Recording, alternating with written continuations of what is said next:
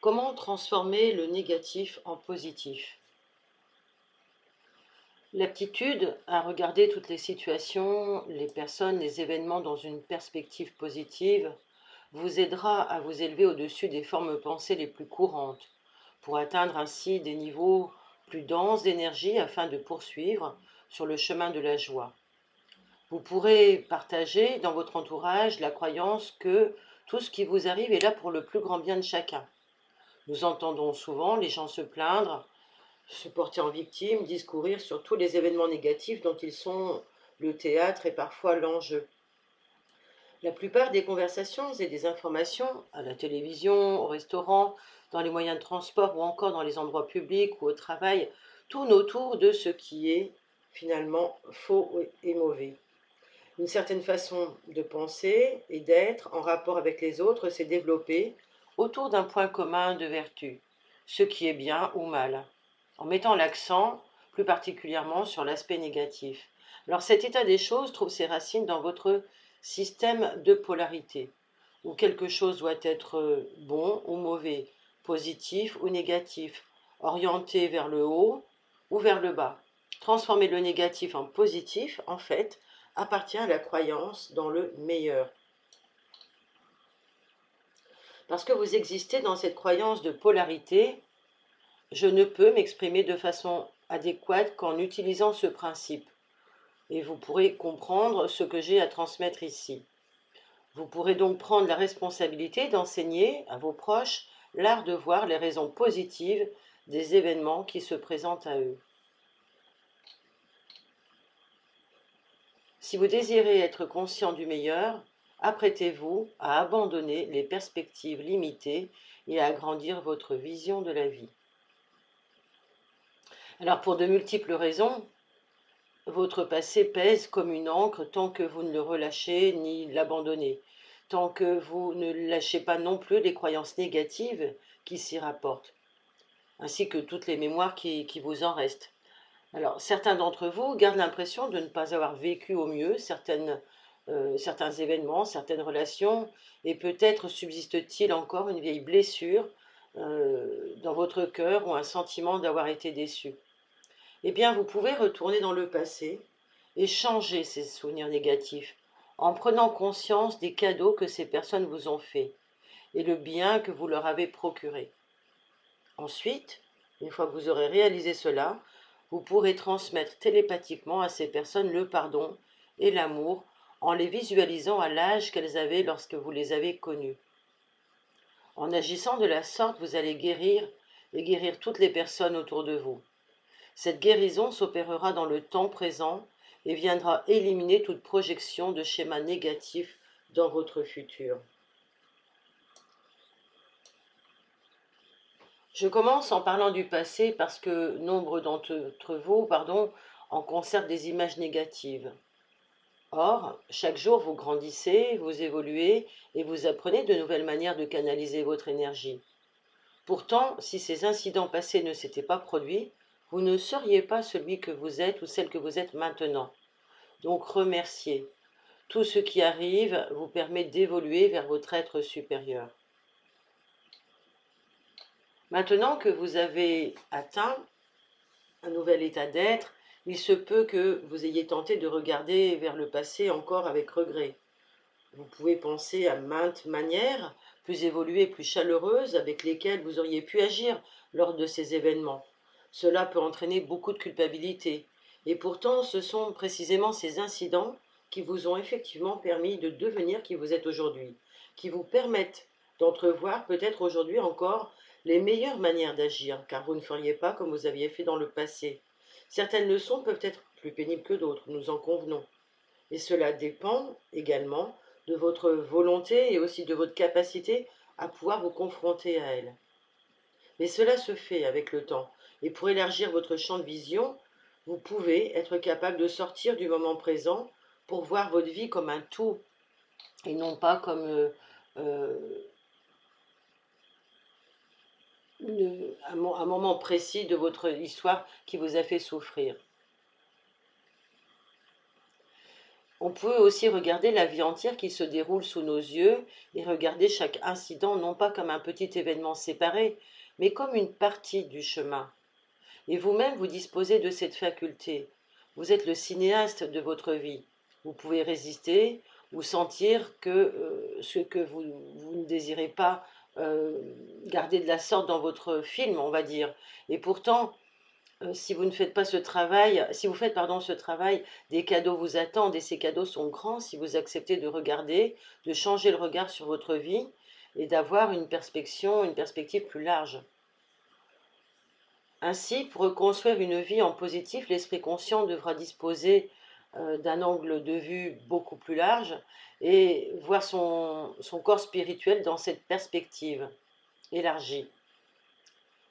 Vous allez ainsi apprendre à porter un point de vue panoramique à votre histoire de vie, à votre continuum de conscience et à sortir des limites du corps émotionnel et du corps mental. Ainsi, vous pourrez voir et envisager votre vie sous un angle positif. Chez la plupart des personnes, le corps émotionnel est beaucoup plus jeune que le corps spirituel ou mental. Effectivement, nous avons appris au cours des vies dernières à prendre soin de notre corps émotionnel. Enfin, je dirais même au cours de ces dernières générations, c'est quelque chose de très récent. Ils sont donc manifestement plus prisonniers d'une énergie plus dense. Donc, le niveau émotionnel de la plupart des habitants de ce pays ou de cette planète est encore en évolution. Et cette évolution est freinée par la croyance générale liée au système de peur et de pessimisme, surtout actuellement. Donc, notre objectif doit rester de cultiver à tout prix l'optimisme et l'espoir. Dans l'atmosphère émotionnelle et dans les systèmes de croyance des gens, il faut semer la paix et l'amour. Donc les journaux et tous les médias diffusent largement, nous le savons, et encore plus ces dernières années avec les guerres, cette atmosphère de catastrophe qui envahit nos images mentales, notre égrégore émotionnel de tous les pays. Alors que nous devons faire l'effort individuellement de reconstruction positive, nous avons de bonnes raisons vraiment de nous y coller. Alors, si vous regardiez peut-être ce qui se passe au niveau de votre vie et encore plus de votre pays ou de ce qui se passe pour l'ensemble des pays dans le monde ou certaines zones du monde, vous pourriez peut-être observer ce qui est en train de changer. Simplement, à cause des messages basés sur la peur auxquels les gens répondent, eh bien, certains types de messages induisent des messages négatifs. Et ces messages négatifs sont diffusés par les grands médias. Donc, particulièrement, nous avons à faire attention à ce qui provoque notre peur, à ce qui entretient et nourrit notre peur. Chaque jour, nous pouvons décréter que la peur est plus efficace que l'espoir, par exemple, pour transformer les êtres et les emmener sur un chemin qui n'est pas celui du bonheur, et même de la santé et même de la vie.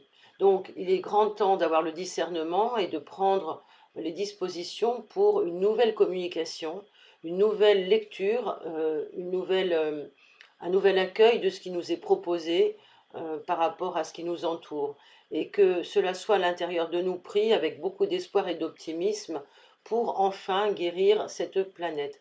Alors là, je viens de transformer un peu le texte de Sahana Roman parce que je l'adapte effectivement et que les explications seront plus parlantes en étant dans cette forme de lecture. Donc, lorsque vous regarderez les choses autour de vous, je suis assez d'accord avec elle, il faut que vous soyez conscient de la façon dont les gens vous parlent. Observez la manière dont ils reçoivent eux-mêmes les enseignements de leur énergie. En fonction de cela, transmettez-leur votre foi en évolution positive.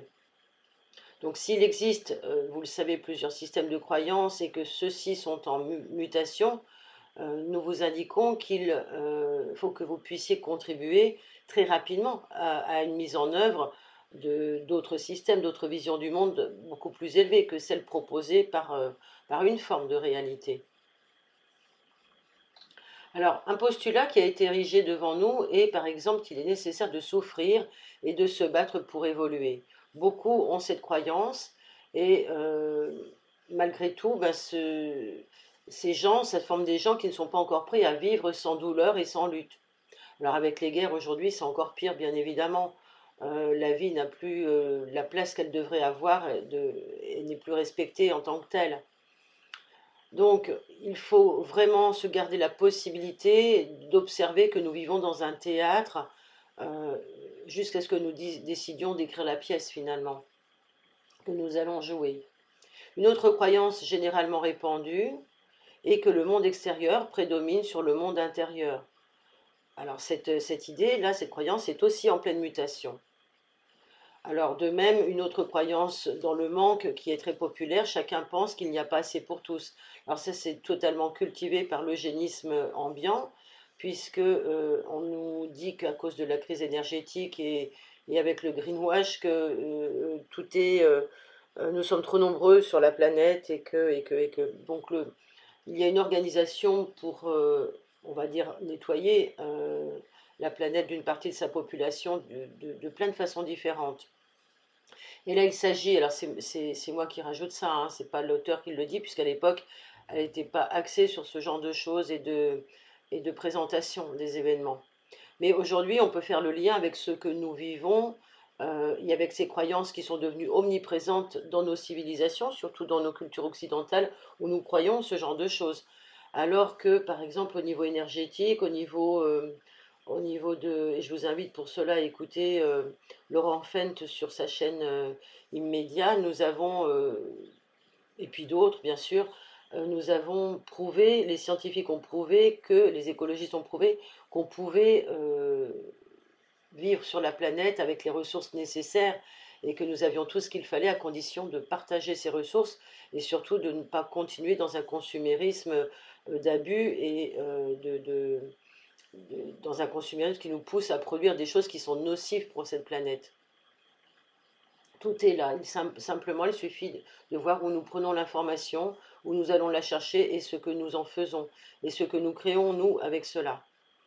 Donc, cette croyance qui est omniprésente dans nos cultures, qu'il manque et qu'il n'y aura pas assez pour tout le monde, fait que nous avons tous, depuis notre éducation, des observations qui sont parfois dépourvues de tout jugement, mais qui révèlent simplement de nos conditionnements, et tous ces conditionnements nous rendent parfois, et souvent, même toujours, la vie difficile à vivre. Donc, l'auteur pose la question: croyez-vous maintenant à l'abondance, à l'existence possible du monde intérieur et à l'apprentissage de l'évolution par la foi, par exemple? Ça, c'est important. La foi, c'est ce en quoi vous croyez. Si vous croyez qu'il y a quelque chose de bien pour vous, autour de vous, dans le plus grand que vous, si vous croyez au plus grand que vous, déjà, vous êtes remis vous-même à votre place et vous n'êtes plus dans une démarche étriquée, renfermante et égotique. Alors vous êtes peut-être à l'avant-garde de nouvelles formes pensées, mais j'attire aussi votre attention sur les croyances les plus répandues parmi lesquelles vous continuez d'évoluer. Dès que vous les reconnaissez, vous pouvez choisir de les accepter et de vivre avec ou non. Ça, c'est ce que nous propose l'auteur comme changement. Alors vous pouvez commencer avec votre passé. Prenez par exemple un événement précis dont vous n'avez pas compris le sens. Alors, vous pouvez regarder en arrière avec vos yeux d'adulte, avec votre soi plus mature. Vous pouvez comprendre avec précision les raisons pour lesquelles vous avez attiré cet incident et vous pouvez en apprécier ainsi les enseignements progressivement. Vous pourrez voir maintenant que vous regardez vers le passé avec une perception plus vaste que vous n'aviez pas obtenue à l'époque. Il se peut d'ailleurs que le fait de ne pas avoir reçu ce que vous attendiez à l'époque, aujourd'hui vous ait amené à modifier votre chemin d'évolution. Eh bien, voyez cela. Il est probable d'ailleurs que si vous aviez reçu ce que vous vouliez à l'époque, cela vous aurait retenu en arrière. Et peut-être que ce désir qui venait que d'une partie de vous-même, encore trop faible, eh bien, vous aurez plongé en arrière dans votre mémoire. Alors, merci de aujourd'hui penser à visionner vos relations passées et tout le cheminement personnel que vous avez fait depuis lors. Observez aussi si cet état de fait se prolonge aujourd'hui et si le changement commence seulement à s'opérer. appréciez-le en bénéfice.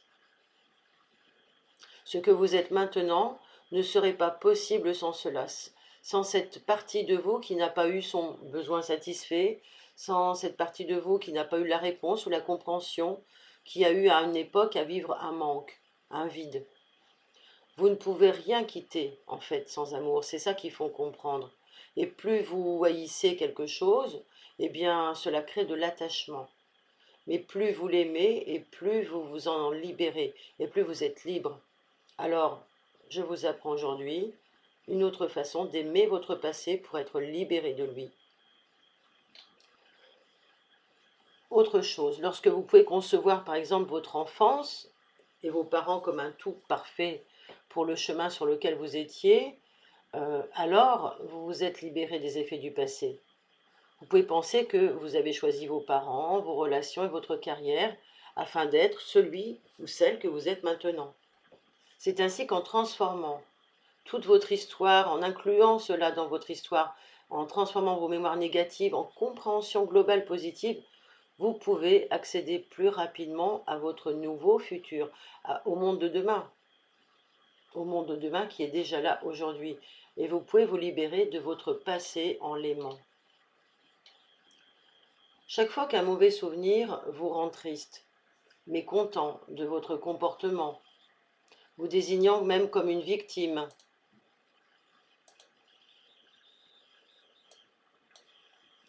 eh bien, ou même encore en vous présentant une image négative de vous-même. Arrêtez cela tout de suite, voyez-vous étant, considérez donc le bienfait qui découle de cette expérience.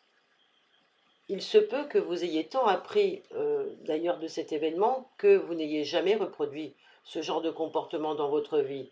Et cela a changé toute votre voie parce que vous auriez pu être dans un processus mécanique de reproduction. Donc, ayez conscience que cela vous a permis de nouer des prises de conscience, des liens importants, de développer de nouvelles qualités ou des traits de caractère, ou même de forger vos valeurs. Vous avez peut-être rendu service et aidé de nombreuses personnes par la suite grâce à ce constat, grâce à ce travail. Ainsi, inconsciemment le plus souvent ou indirectement, vos parents, dans ce qu'ils vous ont apporté, ont-ils pu développer votre force et votre volonté intérieure, en créant pour vous des obstacles que vous avez dû braver. Les personnes qui désirent se muscler utilisent des poids à cet effet. Vous le savez, dans les salles de sport, vous avez vu cela. Eh bien, vos parents ont agi comme des poids afin de développer votre force intérieure. Tout ce qui vous est arrivé dans le passé était là, en fait, je dis bien inconsciemment, pour votre bien. Si vous pouvez croire que l'univers est bienveillant et qu'il crée toujours le meilleur à votre intention, vous pouvez alors jouir maintenant d'une vie plus paisible et plus sereine. Observez votre existence actuelle. Si vous désirez avoir une vision plus vaste, asseyez-vous un instant et puis imaginez que vous voyagez dans le futur.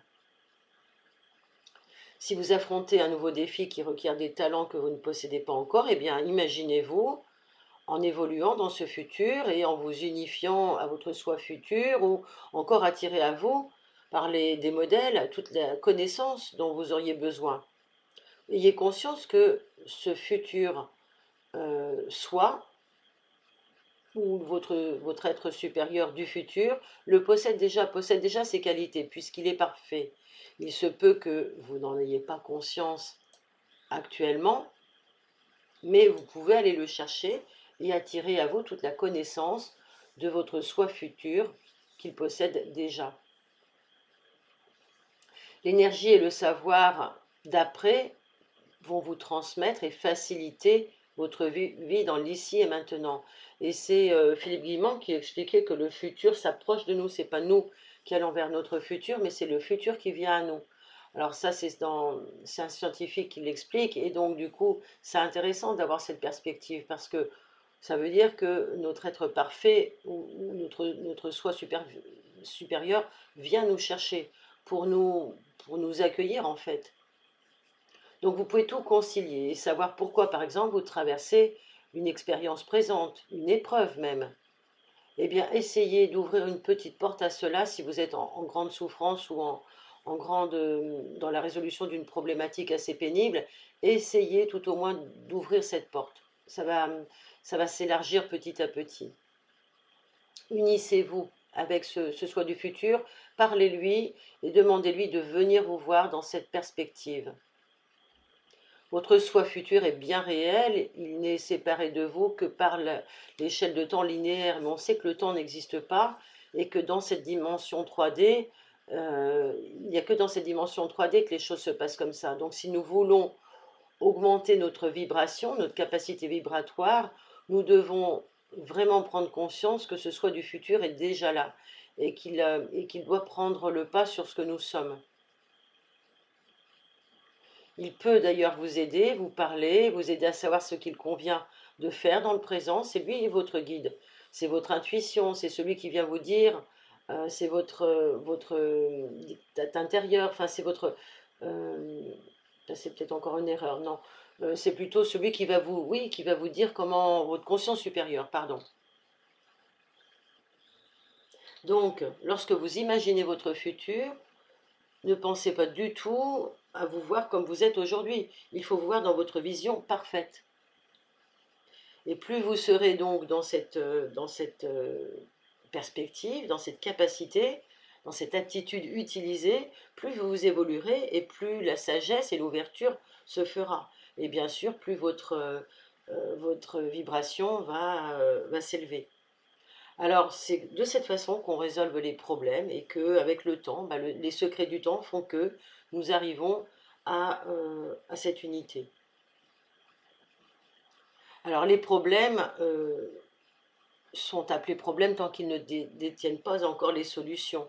Et ils ne sont qu'une partie spécifique de nous-mêmes qui n'a pas encore activé la partie mature pour connaître la bonne manière appropriée d'agir par rapport à cette situation. Donc, comme tout à chacun, quand on se crée des problèmes pour permettre peut-être de voir aussi qu'il existe de nouvelles formes de comportement et qu'à l'intérieur de nous-mêmes, nous pouvons transformer, évoluer. Donc c'est important aussi de remettre les problèmes à leur place, si j'ose dire, pour voir que ceux-ci nous sont utiles, sinon nous serions trop linéaires aussi. Alors lorsque vous en rencontrez cependant, faites naître en vous des images de la résolution. Ça, c'est aussi un moyen que l'on connaît tous pour éliminer de notre vie les situations et les choses qui ne correspondent pas lorsque nous rencontrons des désagréments dans la vie quotidienne. Alors l'auteur nous précise aussi que le corps émotionnel a beaucoup à gagner dans cette démarche thérapeutique de reconstruction positive. Et chaque fois qu'on se surprend à formuler une pensée négative ou que l'on se trompe, le corps émotionnel est touché dans ses vibrations et notre énergie baisse. Donc, c'est là où notre intensité vibratoire diminue et vous observerez que tout est fait autour de nous pour que cette intensité vibratoire diminue, pour que notre magnétisme change. Donc, pour attirer à nous des personnes ou des événements qui vont amplifier cette chute d'énergie, donc qui vont nous amener à des choses très négatives et autodestructrices. Donc il est grand temps de prendre en charge ce que vous ressentez, la vision que vous avez des choses, et d'élever vous-même votre propre conscience. Ne comptez pas sur les autres, ne comptez pas sur les médias, ne comptez pas sur l'environnement ambiant pour élever votre conscience et vous permettre d'avoir des pensées élevées. Il n'y a que vous qui pouvez créer des images de joie dans votre esprit. Il n'y a que vous qui pouvez augmenter la vibration de votre corps émotionnel. Le mieux est ensuite de continuer de préserver et de vous protéger et de partager dans votre vie privée avec des personnes cultivant ces mêmes sentiments élevés. Mais si ce n'est pas le cas et si malgré tout les personnes de votre entourage sont constamment déprimées ou en colère ou dans des états émotionnels négatifs, eh bien, donnez-vous la peine, pour vous préserver vous, de chercher à savoir quelles pensées vous portent à croire que cet environnement est bénéfique pour vous. Il faut que vous trouviez cela. La plupart d'entre nous entretiennent dans leurs relations des habitudes, des schémas. Et ces schémas sont reproduits indifféremment selon les personnes rencontrées. Alors, si vous désirez abandonner ces schémas, vous découvrirez mille et une façons de resserrer pourtant vos liens avec les autres. Et si vous concentrez sur un aspect négatif existant dans une relation, eh bien, vous allez intensifier cet aspect. C'est ça qui est dangereux. Tout ce qui fonctionne bien tout ce qui fonctionnait bien, dans votre relation va se détériorer petit à petit. Alors, il faut faire attention à ça, hein, c'est très important. D'un autre côté, si vous vous centrez sur ce qu'il y a de meilleur en votre prochain, en prenant conscience de sa beauté, en partageant ce que vous aimez avec lui, eh bien vous constaterez que tout ce qui vous posait problème va s'amenuiser, sans même avoir à lever le petit doigt en vue d'une hypothétique solution. Le secret, c'est que plus vous vous focalisez sur les problèmes relationnels, sur tout ce qui ne tourne pas rond chez les autres, eh bien plus vos relations se dégradent. Lorsque deux êtres se rencontrent, ils sont tellement centrés sur ce qu'il y a de meilleur en l'autre qu'ils voient la vie en rose. Et c'est un grand cadeau mutuel lorsque chacun s'adresse à ce qu'il y a de meilleur en l'autre. Cela aide l'autre à créer ce meilleur. D'où la fameuse citation « Je m'aime en t'aimant ». Mais j'ai envie de dire ici, bien sûr que tout ça c'est valable, alors cela n'empêche qu'il faut quand même avoir quelques mises en garde avec tout ce qui peut être relation tellement toxique. Il y a la perversion narcissique. Bon, même si on a mis beaucoup de choses sous ce chapeau, il est quand même important d'être prudent et de ne pas se voiler la face et d'avoir du discernement. Donc, aimer les autres, c'est prendre l'engagement de leur conférer une meilleure vision d'eux-mêmes, même si le temps et la familiarité peuvent enlever les barrières. Alors, dans son dernier paragraphe de ce deuxième chapitre, l'auteur nous évoque d'autres idées et nous dit que pour la plupart d'entre nous, euh, lorsque l'on observe l'autre, un ami, un amant, quelque chose de différent de nous-mêmes, nous engageons des compétitions, des luttes de pouvoir pour venir à bout parfois de cette différence. Mais si, au lieu de cela, nous acceptons que les autres soient différents, que les vues de l'autre soient différentes, même si elles sont vraiment aux antipodes de nos visions à nous, eh bien, il ne vous restera plus qu'une chose, c'est d'accepter l'autre et de l'aimer tel qu'il est. Vous n'aurez plus besoin de convaincre les autres, que vous aurez raison par exemple, parce que vous allez sinon sombrer dans des luttes de pouvoir avec eux et vous perdrez de toute façon. De même, vous ne devrez pas vous laisser convaincre qu'ils ont raison, vous devrez être positif, et être positif ne suffit pas être aveugle, cela signifie voir ce qui est bon en l'autre et ne pas se concentrer sur ce qui est mauvais pour vous ou différent par exemple. Ainsi, plus vous mettez l'accent sur les points négatifs ou les torts d'une personne et plus vous mettez cette personne en insécurité. À partir de cette insécurité, vous créez et agrandissez les problèmes sur lesquels vous vous centrez. Et vous pouvez dire à toutes les personnes qui entrent dans le champ de votre vie combien elles sont merveilleuses et les aider à prendre conscience de leur évolution. C'est vraiment quelque chose dans notre capacité. Chaque fois qu'elles se plaignent d'un problème ou de quelque chose qui ne tourne pas rond, vous pouvez les aider à voir combien cette situation leur est bénéfique, révélant ainsi les changements positifs qui leur sont offerts et les enseignements qu'elles peuvent en tirer. Alors pensez à votre travail, celui que vous faites ou celui même que vous avez perdu. Si vous désirez même encore arrêter ce travail et en créer un nouveau, en tant que problème, eh bien, votre être supérieur a toujours un œil sur vous. Il veille sur vous continuellement afin de voir si vos dispositions, si votre personnalité sur le plan physique ou émotionnel sont suffisamment développées pour recevoir ce que vous désirez. Donc s'il voit que vous n'êtes pas encore prêt, il va vous détourner un moment pour prendre soin d'une partie de vous-même qui doit être nourrie, qui doit être développée, qui doit être guérie. Vous devez donc apprendre à faire preuve de discernement, de certaines qualités, pour rencontrer aussi les nouvelles personnes qui vont vous aider ou pour encore de vous-même changer votre environnement.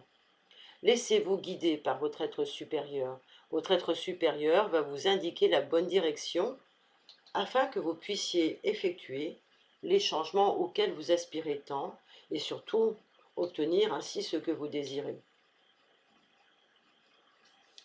Si votre champ est suffisamment large, vous comprendrez que ce qui vous arrive dans le temps présent vous prépare en fait à un plus grand futur.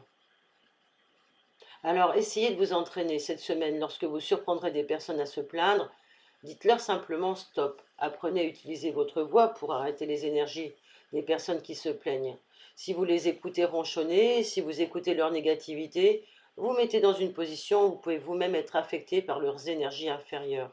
Vous n'avez nullement besoin d'écouter. En empêchant les personnes de raconter leur histoire, particulièrement si celles-ci ne sont pas heureuses, vous les aidez à en sortir. Observez les gens autour de vous cette semaine. Ne répètent-ils pas indéfiniment leurs tristes histoires? S'il en est ainsi, le contact que vous établissez avec eux se situe au niveau de la personnalité, alors qu'il pourrait s'effectuer à un niveau beaucoup plus élevé. Alors bien sûr, j'ajoute qu'il faut quand même prendre le temps d'écouter les autres et qu'on ne peut pas forcément dire stop. Ça peut être un stop intérieur et apprendre aux personnes à voir qu'elles parlent négativement. Mais vous-même, vous devez vous protéger à l'intérieur de vous par rapport à ça. Et ensuite, peut-être, vous pourrez leur demander quelles sont leurs intentions, leurs objectifs. Peut-être que vous pouvez les inciter à créer un but plus élevé. Recentrez-vous vous-même sur le positif, faites de même avec votre propre énergie et faites en sorte d'écouter avec beaucoup d'attention toutes les personnes que vous rencontrez. Écoutez les conversations dans les lieux publics. Si elles ne sont pas positives dans votre tête, tout au moins arrêtez-les.